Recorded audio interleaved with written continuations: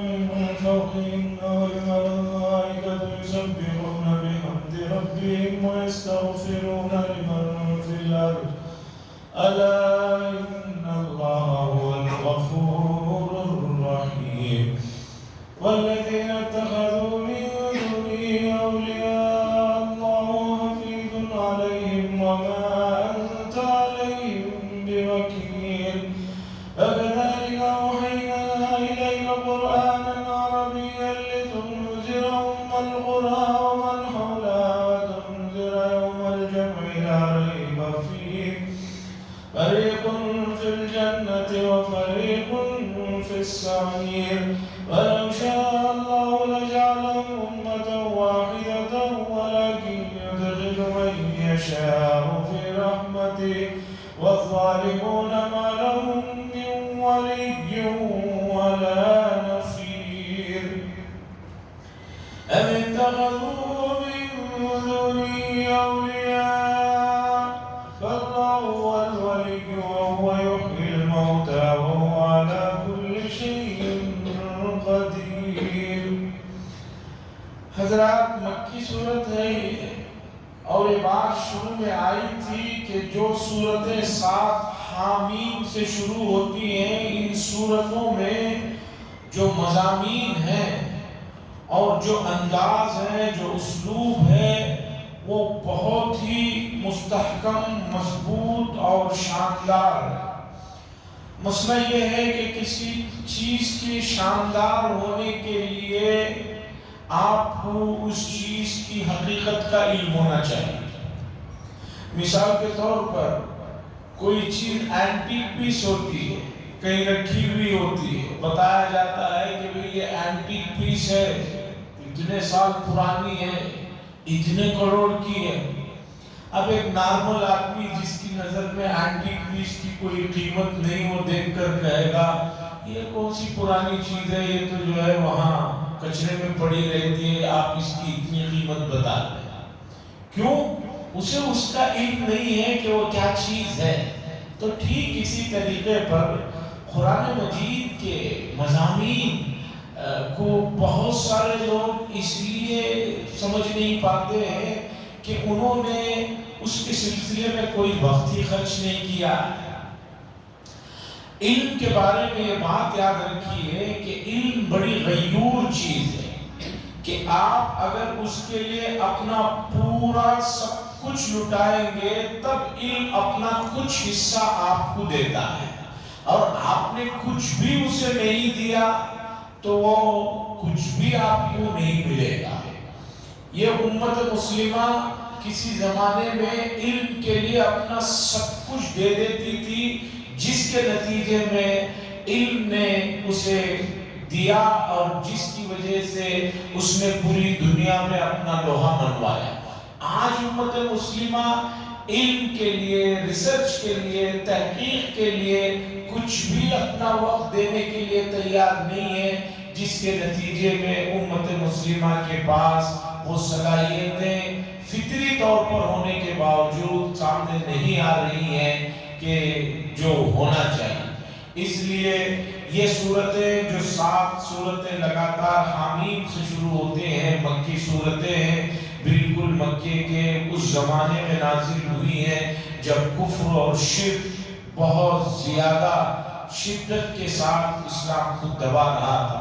تو اللہ تبارک و تعالیٰ نے ان صورتوں میں توحید رسالت آخرت کے مضامین کو بڑے ہی شاندار اور بہت ہی نرالے انداز میں بیان کیا. اس سے پہلے کی آیت میں گزرا کہ جو کچھ زمینوں میں ہے آسمانوں میں ہے وہ سب کا سب اللہ کا ہے. اب اللہ بتا رہے ہیں تکاد السماوات قریب ہے کہ آسمان اوپر سے پھٹ پڑے ملائکہ کی وجہ سے. یعنی اللہ کے ملائکہ کی تعداد اتنی زیادہ ہے کہ آسمانوں میں ان کی کثرت کی وجہ سے جیسے محاورہ ہوتا ہے کہ میں بہت زیادہ تعداد کو بتانے کے لیے قریب ہے کہ آسمان پھٹ پڑے اتنے ملائکہ کی تعداد ہے.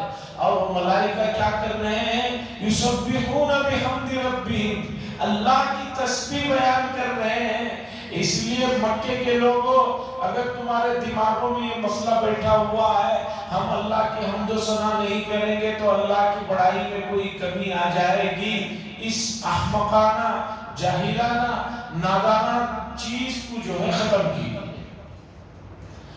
قرآن نے ایک اور جگہ پر کہا وَمَا يَعْلَمُ جُنُودَ رَبِّكَ إِلَّا هُوَ، اور آپ کے پروردگار کے ملائکہ، اس کے فوج کی تعداد کتنی ہے سوائے اس کے اور کسی کو نہیں پتا۔ ملائکہ کی کتنی تعداد ہے اللہ کے نبی نے بتایا کہ اللہ ہی بہتر جانتے ہیں۔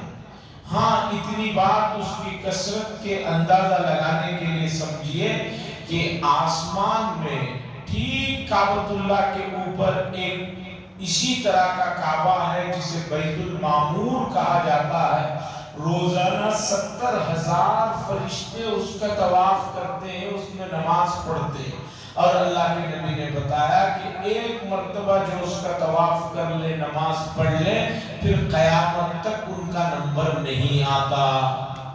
اب دنیا کب سے بنی ہے، کب تک قائم رہے گی؟ 70,000 سے آپ ضرب دے لیجئے، ہو سکتا ہے کہ آپ کا کیلکولیٹر اور کمپیوٹر میں اتنے صفروں کی جگہ ہی نہ رہے۔ اب یہاں یہ آیت دیکھیں بتا رہی ہے تکاد السماوات، قریب ہے کہ آسمان یتفطرن من فوقہن، کہ پھٹ پڑے اوپر سے، یعنی ملائکہ کی اتنی تعداد ہے۔ والملائکۃ یسبحون بحمد ربہم، اور ملائکہ اس کے رب کی جو ہے تسبیح بیان کر رہے ہیں، وَيَسْتَغْفِرُونَ لِمَنْ فِي الْأَرْضِ، اور اللہ کا کرم دیکھیے، اللہ نے ملائکہ کو ایک ایسے بھی کام میں لگایا ہے کہ وہ دنیا والوں کے لیے استغفار طلب کر رہے ہیں، مومنین کے لیے اللہ کے دربار میں وہ معافیاں مانگتے رہتے ہیں، استغفار کرتے ہیں، اے اللہ تیرے بندے کوئی بھول چوک ہو جائے تو ان کو درگزر فرما۔ اللہ کو استغفار کتنا پسند ہے، جو بندوں کو حکم دے رہے ہیں کہ دیکھو ہمارے ملائکہ کی ایک ٹیم اور ملائکہ جو ہے تمہارے لیے مغفرت طلب کر رہی ہے۔ اس لیے ہمیں ملائکہ کا بہت احترام اور ملائکہ سے جڑی ہوئی چیزوں سے متعلق مستيقظ ہونے کی ضرورت ہے۔ تھوڑی دیر کے لیے اس آیت کے ضمن میں دو چار اہم چیزیں جس کی طرف توجہ دلانا ہے میں آپ کی مبذول کرانا چاہتا ہوں۔ ملائکہ ہمارے لیے استغفار کر رہے ہیں، ہمارے لیے درجات کی بلندی کا سوال کر رہے ہیں، اور ملائکہ کے سلسلے میں قرآن و حدیث نے بتایا وہ نورانی مخلوق ہے، پاکی صفائی ان کا بہت زیادہ شعار ہے۔ اس لیے نبی کریم صلی اللہ علیہ وسلم نے فرمایا پاک صاف رہا کرو، چونکہ تمہارے آس پاس ملائکہ رہتے ہیں۔ اب جو لوگ گندے رہتے ہیں وہ اپنے لیے وبال کو خود دعوت دے رہے ہیں، گندگی میں پڑے ہوئے گندے گندی جگہوں میں جاتے ہیں، وہ خود جو ہے اپنے لیے مصیبت کو دعوت دے رہے ہیں، فرشتوں کو تکلیف دے رہے ہیں۔ نمبر 2، یہ خاص طور پر مسئلہ سمجھنے کی ضرورت ہے۔ نبی کریم صلی اللہ علیہ وسلم نے فرمایا کہ مسجد میں بدبودار چیزیں کھا کر مت آؤ، اس لیے کہ مسجد میں مصلیوں کے علاوہ ایک نورانی مخلوق فرشتے رہتے ہیں، ان کو تکلیف ہوتی ہے۔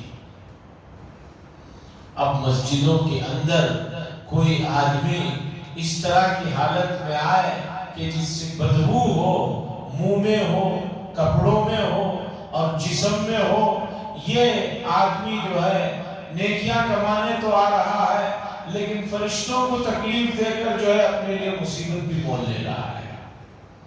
بڑا مسئلہ ہے، مسجدوں میں پاکی صفائی پر جتنا زور دیا جاتا ہے لوگ اتنے ہی زیادہ اس سلسلے میں سست ہو رہے ہیں۔ اعلان کرتے کرتے تھک جاتا ہوں میں کہ بھی وضو کرنے کے بعد اچھی طرح پیروں کو ہاتھوں کو صاف کر کے اندر آئے، یہ قالینیں ہیں، آنے والے لگاتار 4-5 مہینے ٹھنڈ کے موسم کے ہیں، پانی اس کے اندر جذب ہوگا تو بو شروع ہو جائے گی۔ آدمی جب سجدے میں اپنے سر کو، پیشانی کو، ناک کو رکھے گا تو بتائیے اگر اس میں سے بو آ رہی ہو تو سب سے زیادہ بندہ نماز میں اللہ کے قریب سجدے کی حالت میں ہوتا ہے، اب وہ اس بو میں کیسے اس پر کیا گزرتی ہو۔ اسی طرح پانی ٹپک رہا ہے، آ کر کھڑے ہو جاتے ہیں، ان کو تکلیف ہوتی ہے، اور خاص طور پر جو اسموکنگ کرنے والے ہیں وہ سمجھتے ہیں کلی کر لینے سے مسئلہ حل ہو گیا، ہرگز حل نہیں ہوتا ہے۔ 100 کلیاں کر لیجئے بدبو نہیں جاتی ہے۔ اور جو ہمارے یہاں مسواک کا سسٹم ہے، ایک مسواک لیے تو 1.5-2 سال تک جو چلتی ہے سوکھی مسواک، اس سے بھی نہیں جاتی ہے۔ یا تو مسواک گیلی ہو، تازی ہو، بالکل جو ہے چاپتے ہی اس کے اندر جو ہے وہ کسالہ پن، وہ کڑوا پن محسوس ہو، تب جا کر کوئی بات ہوتی ہے۔ یا کوئی معجون یا پیسٹ استعمال کر کے مسجد میں آئے، اسموکنگ کر کے صرف کلیوں پر کام کر کے جو مسجد میں آ کر نماز میں کھڑے ہوتے ہیں، مصلیوں کو بھی تکلیف اور فرشتوں کو بھی بہت تکلیف ہوتی ہے۔ الا ان اللہ هو الغفور الرحیم، سن لیجئے، سمجھ لیجئے، بے شک اللہ تبارک و تعالیٰ وہ بہت زیادہ مغفرت کرنے والے ہیں، رحم کرنے والے ہیں۔ اللہ بتا رہے اس کے باوجود بھی بھول چوک ہو جائے مایوس ہونے کی ضرورت نہیں، مغفرت بھی عام ہے، رحمت بھی عام ہے، چلے آؤ۔ والذین اتخذوا، اور وہ لوگ جنہوں نے اللہ کو چھوڑ کر دوسروں کو کارساز بنا رکھا ہے، دوسرے معبودوں کو اپنا خدا بنا رکھا ہے، حفیظ علیہم، اللہ تعالیٰ ان کی نگرانی فرما رہے ہیں، اللہ کے علم سے وہ چیزیں غائب نہیں ہیں، اس لیے ذرا سمجھ جاؤ۔ وما انت علیہم بوکیل، اور نبی کریم صلی اللہ علیہ وسلم کو تسلی دی جا رہی ہے، آپ ان پر نگران اور ذمہ دار نہیں ہیں۔ اگر یہ دوسروں کو مانتے ہیں، پرستش کرتے ہیں، تو آپ سے اس سلسلے میں پوچھا نہیں جائے گا کہ بھی وہ مان رہے تھے، کیوں آپ نے ان کو کسی بھی طرح نہیں روکا۔ اللہ کے نبی تسلی ہے، آپ بات پہنچا دیجئے، آپ ان پر جو ہے نگران اور ذمہ دار نہیں ہے، ان کی ہر حرکت کا جو ہے آپ سے سوال کیا جائے۔ چونکہ نبی کریم صلی اللہ علیہ وسلم امت کے لیے، ان سب کے لیے کڑتے تھے، پریشان ہوتے تھے، تو اللہ نے فرمایا بات پہنچا دیجئے، مانتے ہیں تو ٹھیک ہے، نہیں مانتے ہیں تو ہم نگرانی کر رہے ہیں۔ وَكَذَلِكَ أَوْحَيْنَا إِلَيْكَ قُرْآنًا عَرَبِيًّا لِتُنذِرَ أُمَّ الْقُرَىٰ، اور ٹھیک اسی طرح ہم نے آپ کی طرف عربی قرآن کو وحی کے ذریعے سے بھیجا۔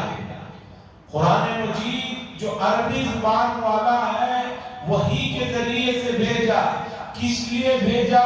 لِتُنذِرَ أُمَّ الْقُرَىٰ، تاکہ آپ جو ہے بستیوں کی ماں کے رہنے والوں کو ڈرائیں اور اس کے آس پاس رہنے والوں کو ڈرائیں۔ أُمَّ الْقُرَىٰ، أُمَّ الْقُرَىٰ، قرى قریے کی جمع ہے، گاؤں کو کہتے ہیں، ماں کو کہتے ہیں گاؤں کی ماں۔ گاؤں کی ماں سے مراد مکہ المکرمہ ہے، تمام بستیوں کی جو ماں ہے وہ مکہ المکرمہ ہے۔ مکہ المکرمہ کے تقریباً 99 نام ہیں، جسے علامہ عبدالحی لکھنوی فرنگی محلہ نے ذکر کیا ہے۔ 5-6 نام تو قرآن مجید نے ذکر کیا وہ مکہ المکرمہ کے۔ اس سے خود اندازہ لگائیے کہ مکہ کتنی عظمتوں والا شہر ہے، کسی کے مختلف نام ہونا وہ اس کی عظمت کو بتاتا ہے۔ مکہ المکرمہ سے زمین کو پھیلایا گیا ہے۔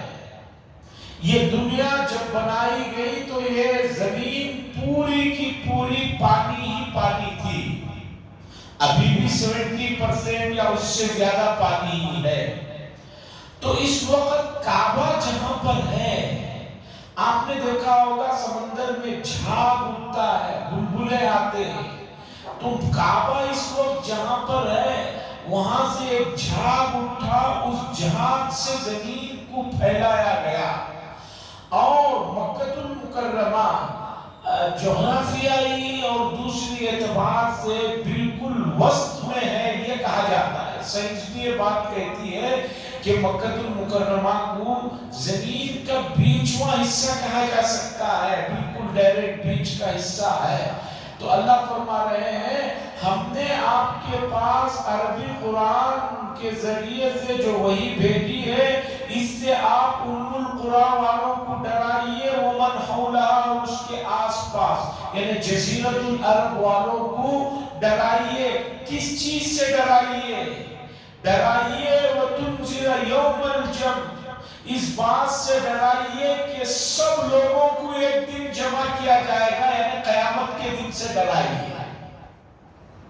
قیامت کا دن لا ریب فی، آگے اللہ نے فرمایا جس کے آنے میں کوئی شک نہیں ہے، اس دن سے لوگوں کو ڈرائیے۔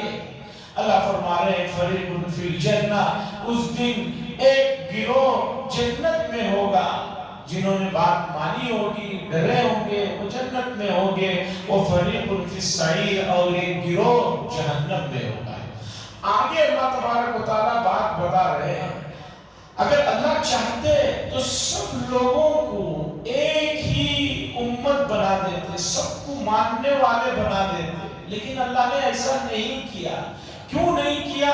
اس کے جواب پہلے بھی بار بار بتائے جا چکے ہیں۔ پھر ایک مرتبہ سنیے، چونکہ موجودہ زمانے میں سوشل میڈیا میں یہ 30 لوگ جو خدا کو نہیں مانتے ہیں، وہ یہ بار بار اس طرح کی مسئلے کو لے کر لوگوں کو گمراہ کرتے رہتے ہیں، اس لیے مسئلے کو سمجھیے۔ مسئلہ کیا ہے؟ جتنی بھی کائنات کو اللہ نے پیدا کیا ہے، انسانوں اور جنات کے علاوہ بقیہ تمام چیزیں جو مخلوق ہیں، جانور ہوں، جمادات ہوں، نباتات ہوں، حتیٰ کہ فرشتے، ان لوگوں کے پاس سنگل ویژن ہے۔ انسانوں اور جنات کے پاس ڈبل ویژن ہے۔ سنگل ویژن کیا ہے؟ سنگل ویژن یہ ہے کہ فرشتوں کو اس طرح پیدا کیا گیا ہے کہ ان سے نافرمانی کا کوئی تصور ہی نہیں، وہ نافرمانی کر ہی نہیں سکتی۔ ان کی طبیعت ہی ایسی بنائی گئی ہے کہ وہ صرف فرما برداری کریں۔ اس کے بعد دوسری مخلوقات کو لیجیے، نباتات ہیں، جمادات ہیں، پتھر کہیں پڑا ہے، وہ پڑا رہتا ہے، اس کی مرضی سے وہاں سے وہ جاتا نہیں ہے۔ کبھی آپ نے دیکھا ہو کہ پتھر بھی خود چل کے جا رہا ہو، نہیں، وہ اپنی جگہ پڑا ہوا ہے۔ دوسری مخلوقات ہیں، ان کے لیے اللہ نے صرف ایک ہی ویژن رکھا کہ بھئی تمہیں یہاں دنیا میں ہم نے اس لیے بھیجا ہے کہ تم اپنے ویژن کے حساب سے رہو، کھاؤ پیو، اور جو ہے تمہارے اوپر کوئی ذمہ داری نہیں، ختم۔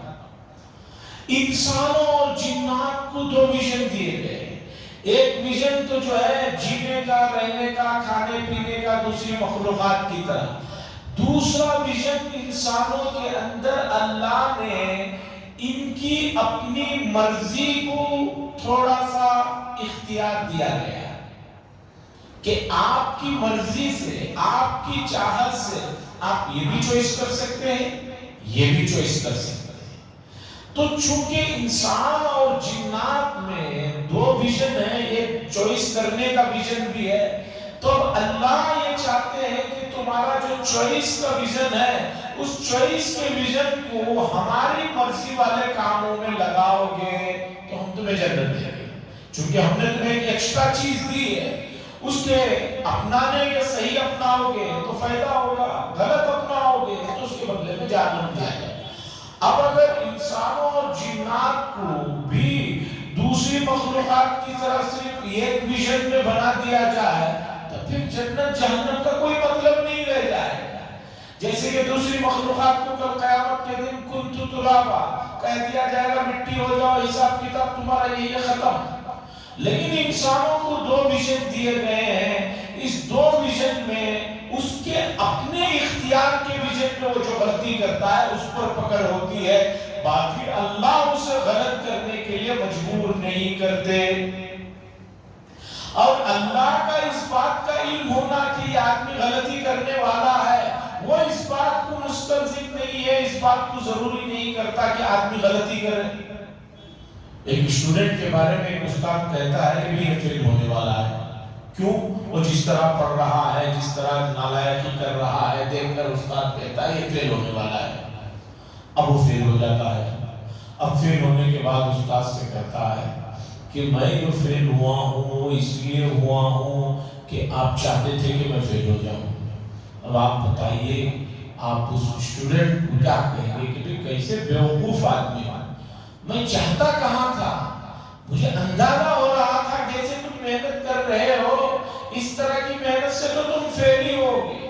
تو اسی طرح اللہ کے علم میں اس بات کا ہونا کہ یہ نافرمان ہوگا, یہ اس بات کو مستلزم نہیں ہے کہ اللہ نے اسے مجبور کہا کہ تم نافرمانی کرو, تم مسجد جاؤ گے تو ہم تمہیں مسجد کے اندر جانے نہیں دیں گے, فرشتے وہاں کھڑے رہیں گے مار مار کے تمہیں باہر بھگائیں گے. ایسا تو نہیں کیا نا.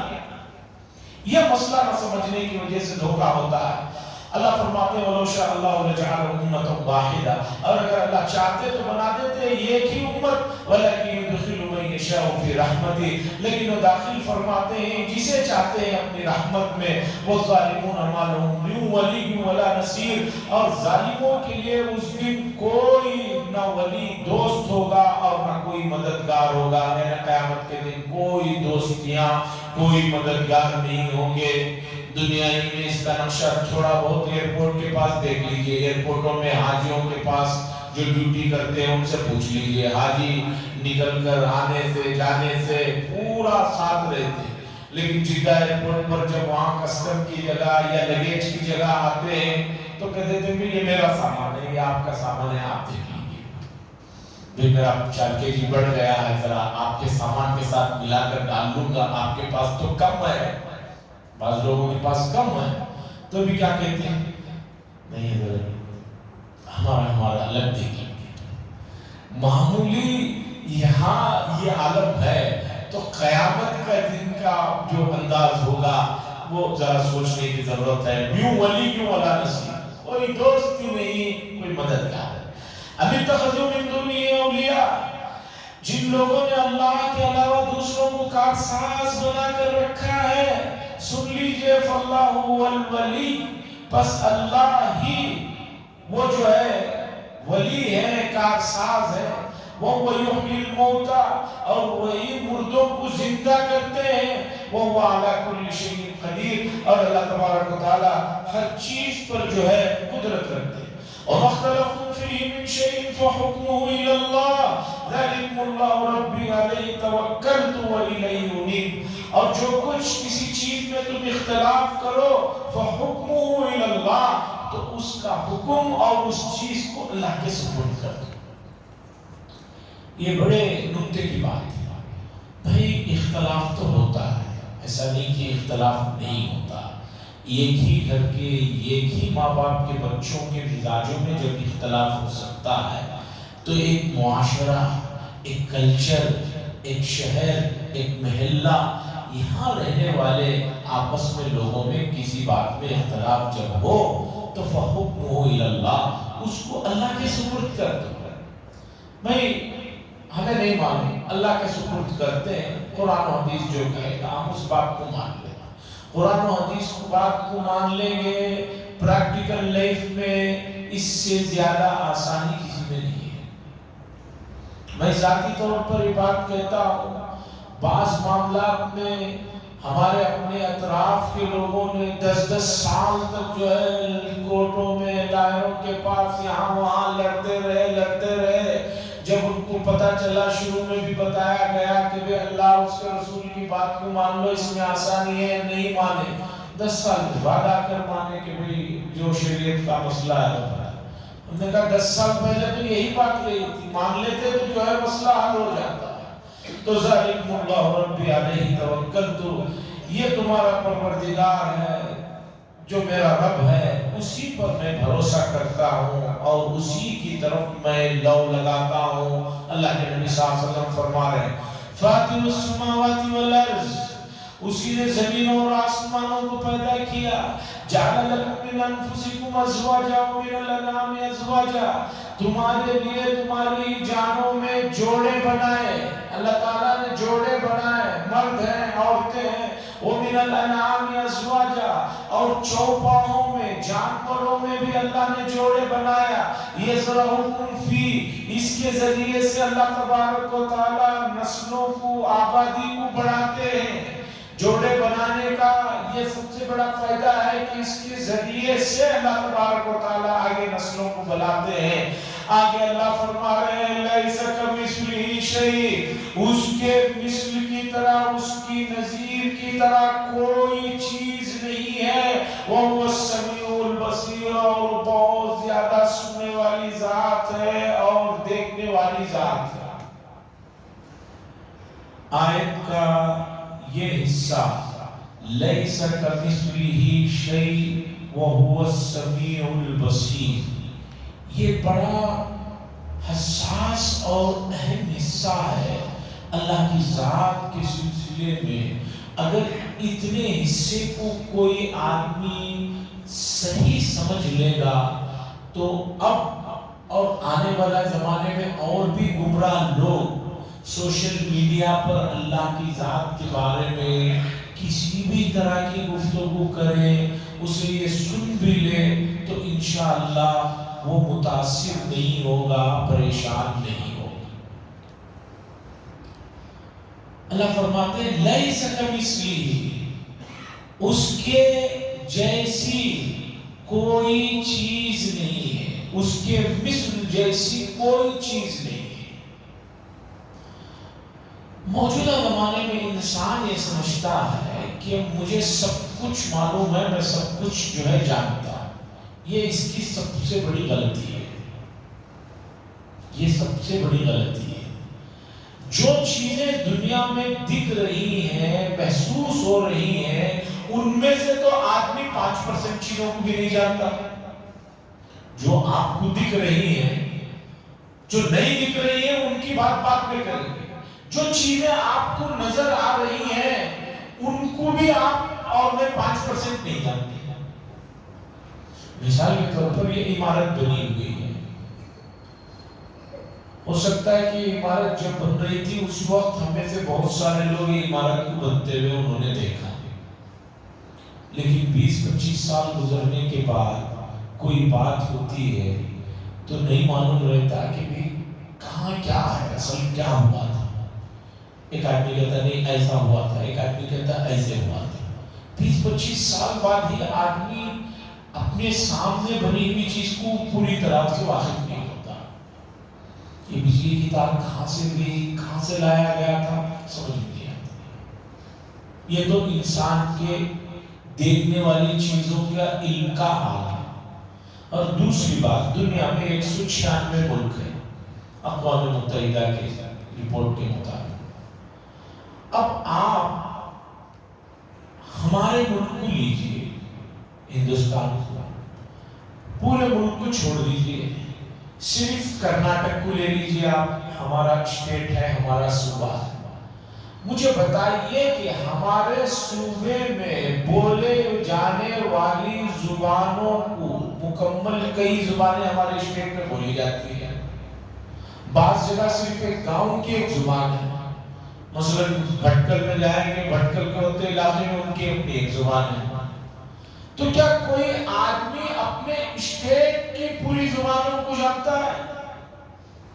میں تو کہتا ہوں پورے اسٹیٹ کی چھوڑیے، اپنی مادری زبان کو بھی کوئی آدمی نہیں جانتا، لیکن کہہ رہا ہے کہ مجھے سب چیزیں ابھی سمجھ جانا ہے. نہیں سمجھ سکتا آدمی. وَمَا أُوتِيتُم مِّنَ الْعِلْمِ إِلَّا قَلِيلًا. اب ناستک لوگ سوشل میڈیا پر کہتے ہیں کہ بھئی آپ کے اللہ نے جب دنیا بنایا تو وہ کہاں تھے؟ دنیا تو انہوں نے بنایا، تو جب یہ بنا رہے تھے تو یہ کہاں تھے؟ آدمی کہتا معلوم نہیں، تو وہ کہتا نہیں ہم بتائیں گے، سائنس یہ کہہ رہی ہے. سنیے بات کو سمجھیے. میں اور آپ ہر چیز کو 5 ذریعوں سے، بلکہ 10 ذریعے ہیں کسی چیز کے علم کے لیے. 5 محسوس ہیں: دیکھنا، چھونا، سننا، سونگنا، چکھنا. یہ 5 چیزیں ہیں جو آدمی ظاہری طور پر ان سے کسی چیز کو جانتا ہے. دیکھنے، آنکھوں سے دیکھ رہا ہے، چھو رہا ہے، چکھ رہا ہے، سون رہا ہے، سن رہا ہے. اور 5 چیزیں ہیں جو ظاہری طور پر نظر نہیں آتی، اس سے بھی علم ملتا ہے: خیال، سوچ، وہم۔ یہ چیزیں سوچ، خیال، وہم، یہ کہیں نظر آنے والی نہیں ہے کہ آپ اسے پکڑ کر دکھائیں۔ آپ جو سوچ رہے ہیں مثال کے طور پر، بغیر بولے کہ دوسرے آدمی کو اسے نہیں دکھا سکتے، اگر دکھا رہے ہیں تو زبان سے دکھا رہے ہیں۔ یہ جو 10 چیزیں ہیں جس سے آدمی کو علم حاصل ہوتا ہے، یہ ان چیزوں کا علم اس سے حاصل ہوتا ہے جو چیزیں آلریڈی آدمی کی کیپیسٹی کے اندر ہیں۔ اب ایک آدمی اللہ کو اپنے ادراک سے سمجھنا چاہ رہا ہے کہ میں ایسے کھاتا ہوں، میں ایسے بولتا ہوں، ایسے سنتا ہوں، تو اللہ تبارک و تعالیٰ کئی بھی ایسے ہی کرتے ہوں گے۔ یہ اپنے اوپر جب اللہ کو قیاس کرتا ہے، وہی سب سے بڑی غلطی ہے۔ اس سے آسان مثال، آپ نے زندگی میں آم نہیں کھایا ہے۔ ایک آدمی ہے جس نے آم نہیں کھایا، ایک آدمی نے آم کھایا ہے۔ اب وہ کہہ رہا ہے آم بڑا میٹھا ہوتا ہے، تو وہ دوسرا آدمی بولتا ہے کہ بھی میٹھا ہوتا ہے کیسے؟ شکر کی طرح؟ شکر بھی میٹھی ہوتی ہے؟ وہ کہتا ہے نہیں بھی میٹھا ہوتا ہے۔ شہد کی طرح؟ نہیں، میٹھا ہوتا ہے۔ گڑ کی طرح؟ نہیں، میٹھا ہوتا ہے۔ لڈو کی طرح؟ نہیں، میٹھا ہوتا ہے۔ جامن کی طرح؟ نہیں، میٹھا ہوتا ہے۔ 500 چیزیں گناؤ میٹھے کے، لیکن وہ آدمی کیا بولتا رہے گا؟ میٹھا تو ہوتا ہے لیکن وہ الگ میٹھا ہے۔ یہ چیز محسوس آم جس نے نہیں کھایا ہے، اس کی لذت اور اس کی مٹھاس کو میں اور آپ اسے کھلائے بغیر نہیں سمجھا سکتے۔ تو ذرا سوچئے کہ اللہ کی ذات جو ما وراء الورا ہے، اسے کیسے جو ہے تمام کو کوئی آدمی سمجھ سکے یا سمجھا سکے؟ محسوسات سے اللہ کی ذات کو اگر آپ سمجھیں گے تو آپ گمراہ ہو جائیں گے۔ اللہ کی ذات لیس کمثلہ شیء، اس کے جیسے کوئی نہیں ہے کہ آپ بتا سکیں کہ اللہ کی ذات ایسے ہے، نہیں، اس لیے کہ لیس کمثلہ، اس کے جیسے کوئی چیز نہیں ہے۔ آپ کہیں کیا اللہ ایسے سنتے ہیں؟ کیسے سنتے ہیں؟ جیسے فون یہاں سے بیٹھے وہاں کر رہے ہیں تو بغیر جو ہے کسی وحی کے، کسی کے ہواؤں سے بات سنائی دے گی؟ میں کہوں گا نہیں۔ کیوں؟ لیس کمثلہ شیء، اس کے جیسے کوئی چیز نہیں۔ جو چیزیں آپ کے سامنے ہیں ان چیزوں کی طرح اللہ کی ذات نہیں ہے۔ اس لیے اللہ تبارک و تعالیٰ کی ذات کے سلسلے میں اس طرح کے سوالات جو اٹھتے ہیں، کائنات جب نہیں تھی تو اللہ کہاں تھے؟ استغفر اللہ پڑھیے، اعوذ باللہ پڑھیے۔ مثال کے طور پر مجھے اس موبائل کو بنانا ہے، تو موبائل کو بنانے کے لیے موبائل کے اندر ہونا میرا ضروری نہیں ہے۔ موبائل کو بنانے کے لیے مجھے موبائل کے اندر بیٹھنا ضروری نہیں ہے۔ تو اسی طرح کائنات کو اللہ نے بنایا ہے تو اللہ کائنات سے الگ ہے۔ زمانے کی، وقت کی، جگہ کی، یہ سب چیزوں کی قید ہمیں ہے، اللہ کو ان چیزوں کی قید نہیں ہے۔ باقی اللہ کی ذات اور صفات کا کما حق و ادراک اللہ کرائیں گے انشاءاللہ، میدان محشر میں دیدار بھی کرائیں گے اور اپنی صفات کی تجلیات بھی کرائیں گے۔ لیکن یہاں جتنا ان کے بارے میں قرآن نے کہا اتنا سمجھیے، لیس کمثلہ شیء، ان کے جیسے کوئی چیز نہیں ہے۔ اللہ سے دعا فرمائے اللہ تبارک و تعالی اللہ کی معرفت میں عطا فرمائے جس کے ذریعے سے اس کا قرب ملتا ہے۔ وآخر دعوانا الحمدللہ رب العالمین۔ لك الحمد ولك الشكر يا الله، اللهم صل على سيدنا شفيعنا نبينا حبيبنا مولانا محمد وبارك وسلم. اللهم انت السلام منك السلام، تبارك يا ذا الجلال والاكرام. اللهم انا نسالك الهدى والتقى والعفاف والغنى. صلى الله تعالى وسلم على خير خلقه محمد وعلى اله وصحبه اجمعين. الحمد لله.